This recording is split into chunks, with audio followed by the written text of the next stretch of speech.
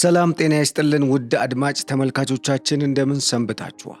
ይህ ገበያ ሚዲያ ነው። ፕሮግራማችን ከገበያ ሚዲያ ወደ እናንተ የሚደርስላችሁ ገበያ ሚዲያ ቢዝነስ ፖድካስት ፕሮግራማችን ነው። በዛሬው የገበያ ሚዲያ ቢዝነስ ፖድካስት ፕሮግራማችን ከትላንት በስቲያ የተሰማ አነጋጋሪ ዜና ወጥቷል። ይህ መረጃ ምንድነው? ከህዳሴ ግድቡ በ3 እጥፍ በሚበልጥ ትልቅ በጀት ወይም ካፒታል ማለት ነው፣ ኢንቨስትመንት ካፒታል በቅርቡ በኢትዮጵያ በሁለት ክልሎች የሚገነባ ወይም የሚሰራ ትልቅ ፕሮጀክት እንዳለ ተጠቅሷል። ይህ ፕሮጀክት ምንድነው?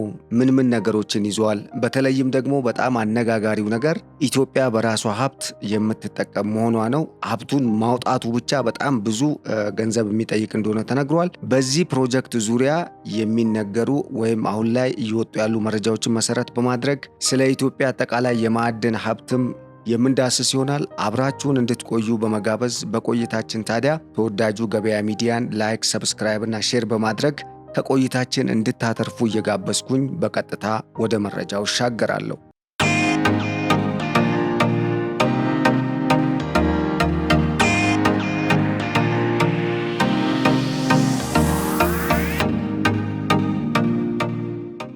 ኢትዮጵያ ከህዳሴ ግድብ በ3 እጥፍ እንግዲህ በሚበልጥ የኢንቨስትመንት ካፒታል ወይም በጀት ትልልቅ የብረት ማዕድንና አጠቃላይ የማዕድን ፋብሪካዎችን በተለያዩ የሀገሪቱ ክፍሎች ለማቋቋም አቅዳ እየሰራች እንደሆነ ተገልጿል። ይህ በጀት ከየት ነው የሚመጣው ካላችሁ እንግዲህ በጀቱ የሚመጣው ከሁለት ታላላቅ ሀገራት መንግስታት የሚያሰማሯቸው ኢንቨስተሮች የሚሸፍኑት እንደሆነ ነው በተለይ እየተገለጸ የሚገኘው። ከዚህ ጋር በተያያዘ የኢትዮጵያ መንግስት በዚህ ውስጥ የራሱ የሆነ ሼር እንደሚኖረውም ተጠቅሷል። ያ ማለት የግሉ ባለሀብትና በመንግስትና በግል ባለሀብት የጣምራ ኢንቨስትመንት እንደሚሰራም የተገለጸበት ሁኔታ ነው ያለው።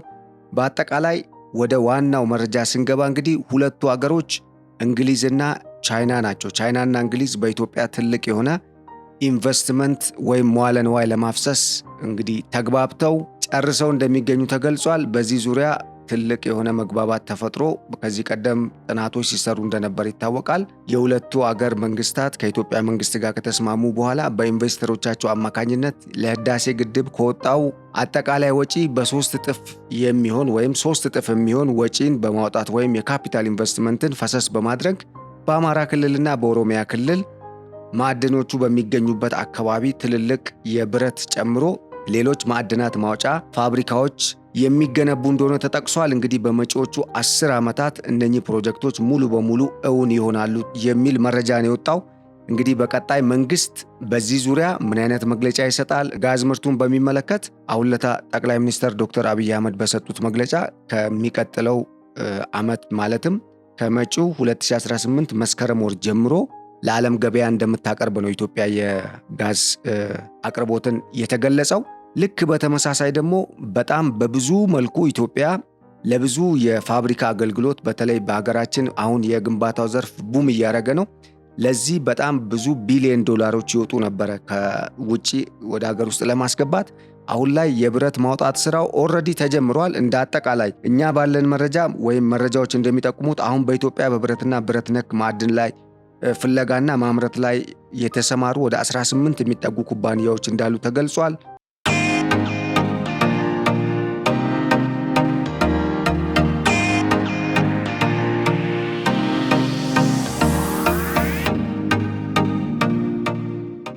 ከነዚህ ኩባንያዎች ውስጥም 13ቱ ኩባንያዎች ብረትና ብረት ነክ ማዕድናትን ፍለጋ ላይ የተሰማሩ መሆናቸውን የተጠቀሰ ሲሆን 5ቱ ደግሞ ብረት የማምረት ፍቃድ ወስደው እየሰሩ እንደሚገኙ ነው የተጠቀሰው። ስለዚህ ይሄ በቀጣይ እውን የመሆኑ ሁኔታ እየቀረበ መምጣቱን የሚያሳይ ነው። ምክንያቱም እነኚህ ከሁለት ሀገራት የመጡ ባለሀብቶች በኢትዮጵያ ኢንቨስት የሚያደርጉት መጀመሪያ ዝም ብለው መጥተው ኢትዮጵያን ስለሚወዱ ወይ ኢትዮጵያ ኢንቨስት እናደርጋለን በሚል እሳቤ ብቻ ሳይሆን በዋናነት ማዕድኑ አለ የለም፣ ሀብቱ አለ የለም የሚለውን ጥናት ካጠኑ ወይም ከሰሩ በኋላ ነው። ስለዚህ አሁን ባለው መረጃ ኢትዮጵያ ውስጥ የብረት ማዕድን በበቂ ሁኔታ ክምችቱ በበቂ ሁኔታ ስላለ ይህንን የማዕድን ሀብት ወይም የብረት ማዕድን ሀብት ለመጠቀም የሁለቱ ሀገራት ኢንቨስተሮች በመንግስታቶቻቸው አማካኝነት ከኢትዮጵያ መንግስት ጋር ውይይት ካደረጉ በኋላ በተደረሰው መግባባት ረጅም ጊዜ የወሰደ ውይይት እንደነበርም ተጠቅሷል። አሁን በኢትዮጵያ ኢንቨስት እንደሚያደርጉ ተስማምተው የኢንቨስትመንት ስራው መጀመሩ ተገልጿል። በሚቀጥሉት 10 ዓመታት ኢትዮጵያ ራሷ ነዳጅ ኦርም ራሱ የነዳጅ ምርትን አልሙኒየምን ጨምሮ ልታመርት የምትችልበት ሁኔታ እንደሚፈጠር፣ በዚህም በአፍሪካ ቀዳሚዋ ግብፅ ነበረች እስካሁን ብረት በማምረት አፍሪካ ቀዳሚ ሆና በአፍሪካ የምትገኘው። ይሁንና ግን አሁን ኢትዮጵያ በሚቀጥሉት 10 ዓመታት ግብፅንም አጥፋ ወይም አልፋ በአፍሪካ ቀዳሚዋ የብረት አምራች ሀገር እንደምትሆን ወደ ውጭ በኤክስፖርት እንደምታደርግና የብረት ማዕድን ምርት በገፍ በኢትዮጵያ ውስጥ እንደሚመረት የተገለጸበት ሁኔታ አለ። ይሄ በጣም አስፈላጊ መረጃ ነው። ምክንያቱም ሁሉም ኢትዮጵያዊ ሊደሰትበት የሚገባ ነው። እውን ያደርገው ነው የሚባለው። ምክንያቱም የብረት ምርት ምን ያህል አስፈላጊ እንደሆነ በብዙ መልኩ ማየት ይቻላል። በሀገራችን የኮንስትራክሽን ዘርፉ በጣም ብረት ያስፈልገዋል። የተለያዩ የመንገድ፣ የቤት እንደዚሁም ትልልቅ ሜጋ ፕሮጀክቶች ተጀምረው ያሉበት ሁኔታ አለ። የተጀመሩም አሉ፣ ወደፊትም ይጀመሩ አሉ። ለነዚህ ግብአትነት እንዲውል በሚል መንግስት በጣም ብዙ ቢሊዮን ዶላሮችን ነው እያወጣ ያለው። በ2016 በጀት ዓመትም ከውጭ የሚመጣውን የድንጋይ ከሰል ፍላጎት ሙሉ በሙሉ በሀገር ውስጥ የድንጋይ ከሰል ምርት ለመተካት የሚያስችሉ የቅድመ ዝግጅት ስራዎች በመሰራታቸው አሁን ላይ ኢትዮጵያ ውስጥ በርካታ የድንጋይ ከሰል በተለይ በአማራና በኦሮሚያ ክልል እየተመረቱ እንደሆነ፣ በሌሎችም ክልሎች ከፍተኛ የሆነ እንቅስቃሴ እንደተጀመረና በዋናነት ግን አሁን ላይ የድንጋይ ከሰል ምርትም እንደዚሁ በደቡብ ምዕራብ ኢትዮጵያና በደቡብ ኦሞ አካባቢዎች በስፋት እንደተገኘና በዛም ፋብሪካዎች መጠንሰሳቸው የተነገረበት ሁኔታ ነው ያለው። ስለዚህ አሁን ዋናው ግባችን ምንድነው? ማዕድኑ ወጥቶ ኢትዮጵያ ከሀብቷ ለዘመናት ሲያራቁቷት ሲያሳቅቃት ወይም ደግሞ በዓለም ፊት በድህነት ስሟ እንዲነሳ ያደረገው ኋላ ቀርነት ይቀርና ከኋላ ቀርነት ተላቀን እንግዲህ ወደ ዘመናዊነት የምንሸጋገርበት፣ ከሁሉም በላይ ግን በሀገር ሀብት ህዝብ የሚጠቀምበት ሁኔታ እንዲመጣ ሊያደርግ የሚችል ትልቅ ሀብት ወደ ስራ ሊገባ ወይም ወደ ጥቅም ሊቀየር ነው ማለት ነው።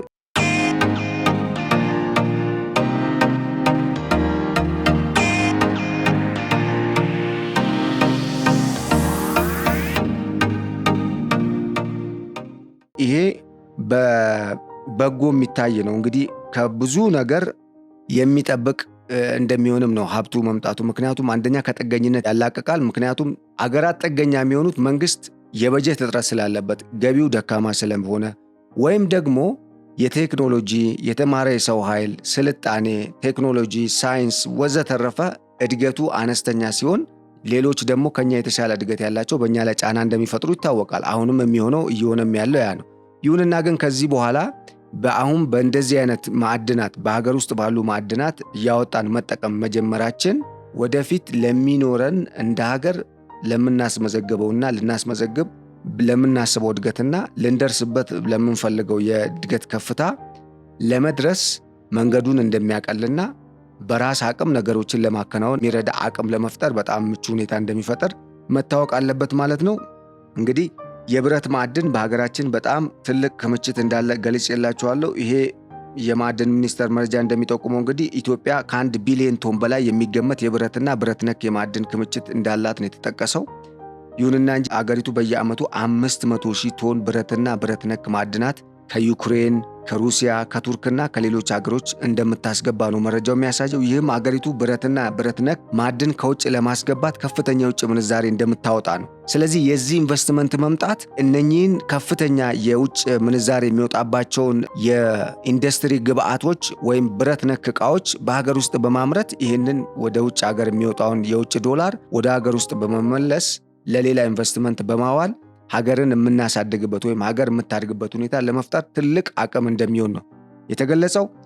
የብረት ፍላጎቱ ከግንባታው ዘርፍ መስፋፋት ጋር ተያይዞ እየጨመረ በመጣበት ሁኔታ በዚህ አይነት መልኩ የሚቀጥል አይነት ሁኔታ የሚኖር ከሆነ አገሪቱ ለከፍተኛ የውጭ ምንዛሬ ወይም ለከፍተኛ የውጭ ምንዛሬ ወጪ ነው የምትዳረገው። ስለዚህ ይሄንን ለመቀነስ አንደኛ የጥናት ስራዎች መሰራት ነበረባቸው። ሁለተኛ ደግሞ አቅሙ በመንግስት እንኳን ባይኖር እንደዚህ አይነት ዓለም አቀፍ ተቋማትን ወይም ኢንቨስተሮችን በመፈለግ የሀገር ውስጥ ማዕድናት ጥቅም ላይ የሚውልበትን ሁኔታ መፈለጉ አስፈላጊ ነው እና ስለዚህ ይሄ አንድ ስቴፕ ሳይሆን 2-3 ስቴፕ ተካሂዶበት አሁን ላይ ይፋ የሆነ መረጃ እንደሆነ መረዳት ያስፈልጋል። ስለዚህ በቀጣይ ኢትዮጵያ በሚመጡት 10 ዓመታት አፍሪካ ውስጥ ከሚገኙ ወይም በአፍሪካ ቀዳሚዋ የብረት አምራች አገር ትሆናለች።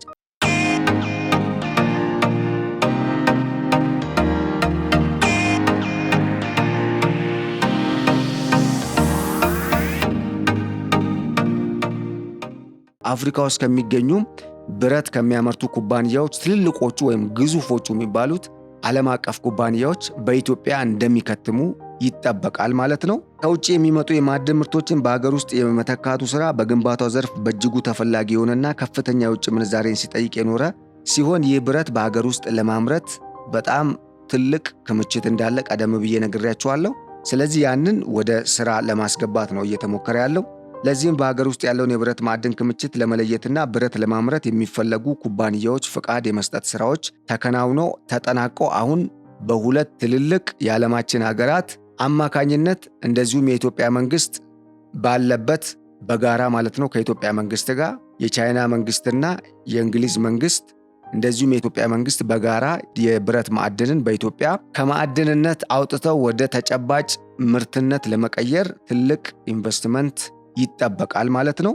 እንደ አጠቃላይ የብረት ማዕድን ክምችት ውስጥ አሁን ኢትዮጵያ ካላት አጠቃላይ የብረት ማዕድን ክምችት ውስጥ 72 ሚሊዮን ቶን በላይ የሚሆነው የብረት ክምችት ባለባቸው አካባቢዎች ላይ የብረት ፍለጋ ለማካሄድና ለማምረት የሚያስችል ፍቃድ ለጠየቁ ኩባንያዎች የምርት ፍቃድ ከዚህ በፊት ተሰጥቷል። በዚህም መሰረት በተቀረው የብረት ሀብት ክምችት ላይ ደግሞ የጥራትና የመጠን ተጨማሪ ጥናት ለማድረግ አስፈላጊ በመሆኑ በዛም ላይ የተሰራበት እንደሆነ ተገልጿል። ማዕድኑ በአብዛኛው በአማራና በኦሮሚያ ክልል የሚገኝ ሲሆን የብረት ማዕድኑ ያለበትን አካባቢ የክምችት መጠኑን የሚያመላክቱ ስራ እየተሰራም እንደሆነ ተገልጿል። ኩባንያዎች በአማራ በትግራይና በኦሮሚያ ክልል የብረት ማዕድንና የፍለጋ ምርት ፍቃድ ወስደው ከዚህ ቀደም በከፍተኛ ሁኔታ ሲሰሩ ነበረ። ይሁንና ግን በዋናነት ከነዚህ ውስጥ ሰቆጣ ማይኒንግ፣ ኤምፒሲ ስቲል እና ኮይሻ ማይኒንግ ሼር ኩባንያ በዋናነት የሚጠቀሱ ናቸው። እነኚህ እንግዲህ በሀገር ውስጥ ባለሀብቶች ፍቃድ ተሰጥቶ ወይም ወስደው ሲጠኑ የነበሩ ብረት ወይም የብረት ማዕድን ይገኝባቸዋል ተብለው በሳይንሳዊ ዳሰሳ ጥናት በተለዩ አካባቢዎች ጥናትን ሲያደርጉ ወይም ፍለጋን ሲያካሂዱ የነበሩ ኩባንያዎች ናቸው።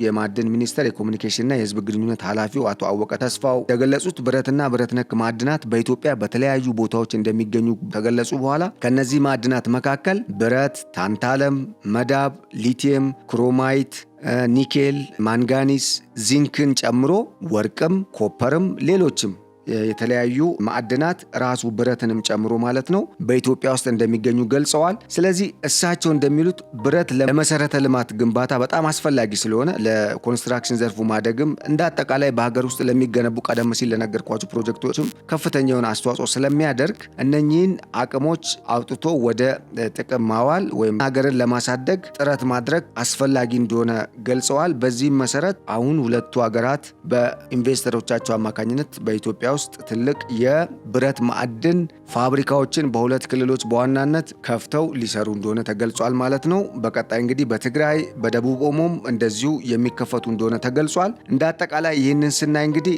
አሁን አዳዲስ የሚወጡ መረጃዎች ኢትዮጵያ ከዚህ ቀደም በአፈታሪክ ሲባሉ የነበሩ ወይም አፈታሪክ ሲባሉ የነበሩ ያላት ሲባሉ የነበሩ ማዕድናት ወደ ተግባር መጥተው ስራ ውስጥ ወይም ወደሚጨበጥ ሀብትነት ተለውጠው ለዜጎች የኑሮ መሻሻል የህይወት ደረጃ መጨመር እንደዚሁም ለሀገር እድገት ጥቅም ላይ የሚውሉበት ሁኔታ እየተፈጠረ መሆኑን ማሳያ ነው የሚል ሀሳብ ነው ያለው። ስለዚህ ይሄ ፕሮጀክት በቀጣይ በጣም ብዙ ለሚሆኑ ኢትዮጵያውያን የስራ እድልንም እንደሚፈጥር ይታወቃል። እንደ አጠቃላይ 5 አይነት የማዕድን አይነቶች አሉ። የኮንስትራክሽን ሚነራልስ ወይም ማዕድኖች የሚባሉት ለምሳሌ እንደ ግራናይት፣ እንደዚሁም የኢንዱስትሪያል ሚነራልስ ወይም ማዕድናት የሚባሉት እንደ ጂፕሰም፣ ላይምስቶን የመሳሰሉትን መጥቀስ እንችላለን። የብረት ማዕድናትን ስንመለከት ኒኬል፣ ኮፐር፣ ራሱ ብረትን የመሳሰሉትን ማንሳት ይቻላል። እንደዚሁም የከበሩ ማዕድናትና በከፊል የከበሩ በሚልም ዘርፍ የተከፈሉበት ሁኔታ አለ። በዚህም ዘርፍ ወርቅን ጨምሮ የተለያዩ እንደ ኦፓል፣ ማንጋኒዝን የመሰሉ ኤሜራልድ የመሰሉ ማዕድናት እንዳሉ ተገልጿል። እንደዚሁም በኢነርጂው ሴክተርም የድንጋይ የድንጋይ ከሰልን መጥቀስ ይቻላል። እነኚህ ሁሉ ሀብቶች ኢትዮጵያ ውስጥ አሉ። ይሄ በሳይንስ የተረጋገጠ ነው። በበርካታ መንግስታት ይመጣሉ ይሄዳሉ። በየፊናቸው የተለያዩ ማዕድናትን መሰረት ያደረጉ ጥናቶች እንዲካሄዱ አዘው ተጠንተዋል። ስለዚህ በዚህ መሰረት ኢትዮጵያ እነኚህ ሁሉ ሀብቶች አላት። እነኚህን ሁሉ ሀብቶች በአንዴ እንኳን መጠቀም ባትችል አሁን ስቴፕ ባይ ስቴፕ ተራ በተራ የውሃ ሀብትን በኢነርጂ ሴክተር እንደዚሁም አሁን በኢንዱስትሪ በተለይ በኢንዱስትሪና በኮንስትራክሽኑ ዘርፍ በጣም ለግብአትነት የሚውሉ ከኛም ሀገር አልፈው ለውጭ ገበያ ማቅረብ የምንችላቸው ትልልቅ የማዕድን ክምችቶች በኢትዮጵያ ውስጥ አሉ። እነኚህን ወደ ስራ ገብቶ ወይም ወደ ተጨባጭ ምርት ለውጦ ወደ ሀብትነት መቀየር በጣም አስፈላጊ ነው።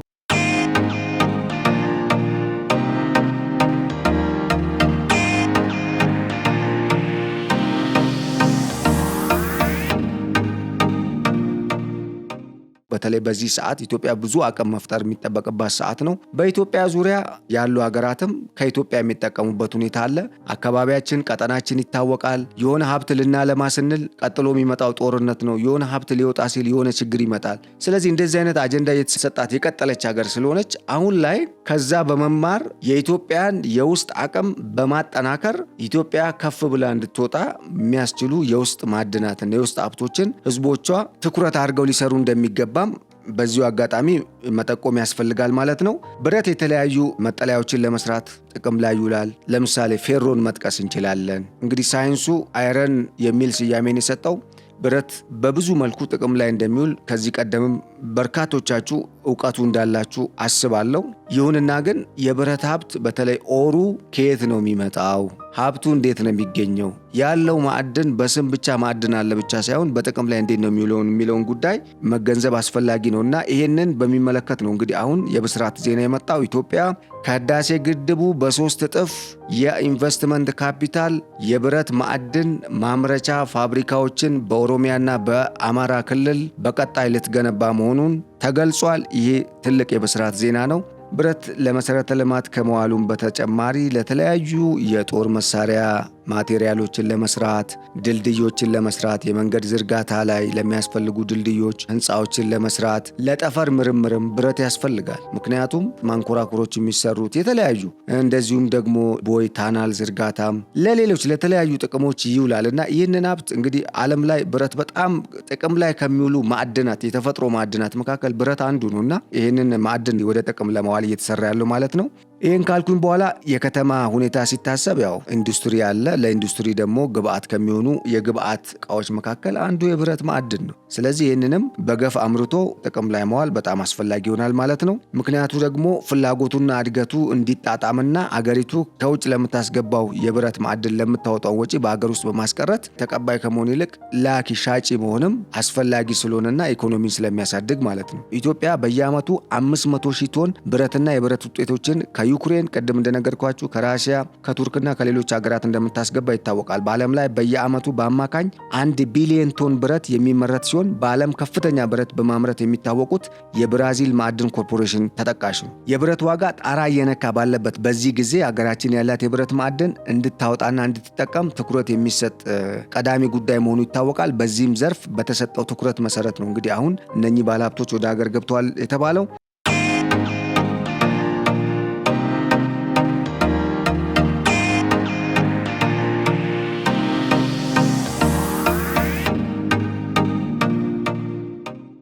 ጆሴፍ ስታሊን የሶቪየት ህብረት መሪ በነበሩበት ወቅት ሀገራቸውን ለመቀየር የቀየሱት አቅማቸውን ብረት ላይ በማድረግ ነው። ምክንያቱም የብረት ሀብት በጣም ከፍተኛ የሆነ ሀገርን የመለወጥ አቅም አለው። ቀደም ሲል እንደገለጽኩላችሁ ደግሞ ኢትዮጵያ ትልቅ ፖቴንሻል ያላት ሀገር በመሆኗ ከዚህ ዘርፍ በጣም ተጠቃሚ መሆን ይቻላል። በተለይ ላደጉ ሀገራት ግብአት የሚሆን የብረት ማዕድን በማምረት እሴትን ጨምሮን በማምረት ከፍተኛ የውጭ ምንዛሪ ማምጣት ይቻላል። ስለዚህ በዚህ ዘርፍ ከጆሴፍ ስታሊንም መማር ይቻላል ማለት ነው። ይህን ስል የፖለቲካውን አስተሳሰብ ሳይሆን አጠቃላይ ሀገሪቷን ለመለወጥ ምንድን ያደረገው ምንድነው ትኩረት የሰጠው የሚለውን ጉዳይ ስንመለከት የብረት ማዕድንን አውጥቶ በስራ ላይ መዋል ወደሚጨበጥ ሀብት መቀየርን ትኩረት አድርጎ ነበር የሰራው በወቅቱና ዛሬ ራሽያ ያለችበትን ማየት ይቻላል ማለት ነው። ብረትን ማውጣት መቻል ከጥገኝነት ለመላቀቅና በራስ ለመተማመን ብሎም ኢኮኖሚውን ለማሳደግ በጣም ከፍተኛ ጠቀሜታ አለው። ምክንያቱም የብረት ማቅለጥ ስራ ሂደት በርካታ የአሰራር ጥበቦች ስላሉትና ከዚህ ቀደም እንደምናመርተው ማምረት ሂደት ሳይሆን በጣም ዘመናዊ የሆኑ ትልልቅ ፋብሪካዎችን በመገንባት በውጭ ባለሀብቶችም ሊሆን ይችላል። ምክንያቱም አማራጭ ስለሆነ ማለት ነው። ካለመጠቀም መጠቀም ስለሚሻል ማለት ነው። ትልቅ ተጠቃሚ መሆን ይቻላል። እንደ አጠቃላይ ኢትዮጵያ ለአጠቃላይ ልማቷ እድገት ሊያግዛት የሚችል የብረት ሀብት ባለቤት እንደሆነች ይታወቃል። ይሄ ሀብት በተጨባጭ አለ። ጥናቶች እንደሚያሳዩት 350 ሚሊዮን ቶን የሚደርስ የብረት ማዕድን ክምችት እንዳለ ተጠቅሷል።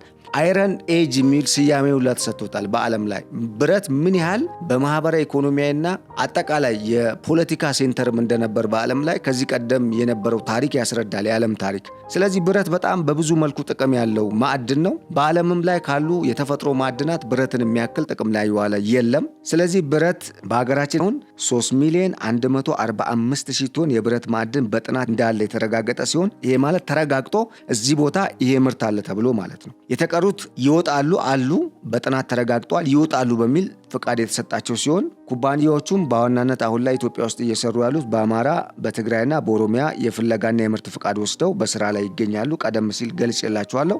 እንደ አጠቃላይ ኢትዮጵያ ውስጥ አሁን የከፍተኛ የሆነ የብረት ማዕድን ማውጣት ስራ ላይ የተሰማሩ የካፒታል መጠናቸውም ከታላቁ የህዳሴ ግድብ በ3 እጥፍ የሚበልጥ ካፒታል ይዘው የሚንቀሳቀሱ ትልልቅ የእንግሊዝና የቻይና ኩባንያዎች ከኢትዮጵያ መንግስት ጋር በመጣመር በሽርክና ትልልቅ ፋብሪካዎችን በእነኚህ የብረት ማዕድናት በሚገኝባቸው አካባቢዎች ወይም የሀገሪቱ ክፍሎች ተገንብተው ስራ ሊጀምሩ መሆኑ ተገልጿል። ይህ በምን ያህል ጊዜ ውስጥ እውን ይሆናል ብላችሁ ከጠየቃችሁ በሚመጡት 10 ዓመታት ውስጥ ይህ ነገር እውን ሊሆን እንደሚችል የተገለጸበት ሁኔታ አለ። እንግዲህ ከዚህ ብዙ እንደተማርን ተስፋ አረጋለሁ። አድማጭ ተመልካቾቻችን ሀገራችን ከነኚህም ውጪ ሌሎች በርካታ የሆኑ ማዕድናት አሏት። በየዓመቱ ፍላጎቱ ምን ያህል እንደሚጨምር ቀደም ጠቅሼላችኋለሁ። በዚህ መሰረት የማዕድን ሀብትን ወደ ጥቅም ማዋልና ከውጭ ለሚገቡ እቃዎች ላይ የምናፈሰውን መዋለ ንዋይ ወደ ሀገር ውስጥ በመመለስ ኤክስፖርት ላይ የሚሰሩ ኩባንያዎችን በማበረታታትና በማብዛት የሀገርን ኢኮኖሚ እንደ ቻይና እንደ ሶስቱ የኤዥያን ታይገርስ እንደሚባሉት እንደነ ኮሪያ እንደነ ሲንጋፑር የመሳሰሉ ሀገራት ትልቅ የሆነ ኢኮኖሚያዊ አብዮት መፍጠር ወይም ለውጥ ማምጣት የሚቻል እንደሆነ ተጨባጭ ምሳሌዎች፣ ማስረጃዎች፣ ተሞክሮች አሉ። በሀገር ውስጥም የተጀመሩ እና ውጤት ያመጡ ከዚህ ቀደምም ደግሞ በተለያዩ ዓለም ሀገራት ተጀምረው ውጤት ያመጡ የኢንቨስትመንት እንደዚሁም የማዕድንን ወደ ሀብትነት መቀየር ስራዎች አሉ። እነኛን እንደ ልምድና እንደ ተሞክሮ በመውሰድ ይህንን ሀብት ወደ ጥቅም መቀየርና የህዝቡን የኑሮ ደረጃ መቀየር ከመንግስትም ከባለ ሀብቱም ከዜጎችም የሚጠበቅ የዜግነት ግዴታ የመንግስትነት ኃላፊነት ነው እንላለን። ውድ አድማጭ ተመልካቾቻችን ለዛሬ ያዘጋጀንላችሁ የብረት ማዕድንን በሚመለከት ኢትዮጵያ የብስራት ዜና ሰምታለች። ይህንን መረጃ ለእናንተ አካፍለናል። በዚህ ጉዳይ ላይ ያቀረብንላችሁ መረጃ እስካሁን የሰማችሁትን ይመስል ነበር። ስለ አብሮነታችሁ በማመስገን መልካሙን ሁሉ ተመኘው። በቀጣይ በሌላ ርዕሰ ጉዳይ ዳግም እስከምንገናኝ ድረስ ሰላም።